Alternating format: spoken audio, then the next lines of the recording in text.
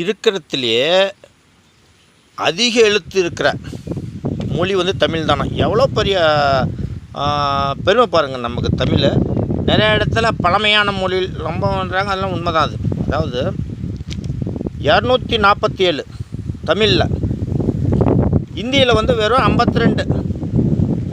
வடநாடு பூரா கலக்கிறது இந்த இந்தியில் தான். வெறும் 52 எழுத்து தானே. ரஷ்யன் 33 எழுத்து தான். ஆங்கிலம் வெறும் 26. உலகத்தையே மிரட்டுது. அமெரிக்கா பூராவே இங்கிலீஷ் தானே, வெறும் 26 எழுத்து. நம்மளது மாதிரி 10 மடங்கு சின்னது.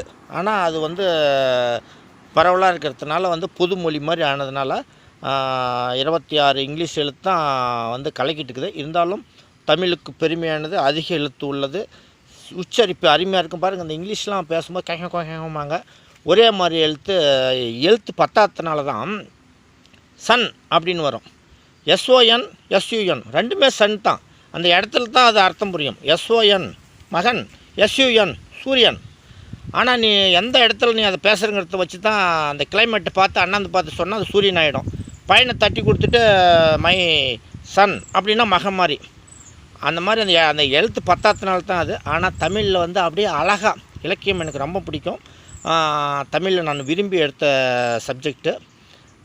நான் வந்து பிஏ லிட்ரேச்சர், தமிழ் லிட்ரேச்சர் எடுத்துகிட்டு அப்புறமா சயின்ஸ் குரூப்புக்கு போயிட்டேன். வேறு ரூட்டுக்கு போயிருப்பேன் தமிழ் லிட்ரேச்சர் எடுத்திருந்தால். பிஎஸ்சி திருப்பி வந்தேன். ஆனால் பிஎஸ்சியில் கூட சரி தமிழ் நான் விட்டே கொடுக்கல. நான் தான் ஃபஸ்ட்டு மார்க் 84 மார்க் 100க்கு எடுத்தேன். எல்லாம் பெரிய பெரிய கான்வெண்ட்டில் படித்தவங்களாம் வாய்ப்பெல்லாம் நாங்கள் பார்டரில் பாஸ் பண்ணிவிட்டு. அதனால் தமிழ் புஸ்தகத்தை அப்படியே முழுசும் மனப்பாடம் பண்ணுவோம். எனக்கு ரொம்ப பிடிக்கும்.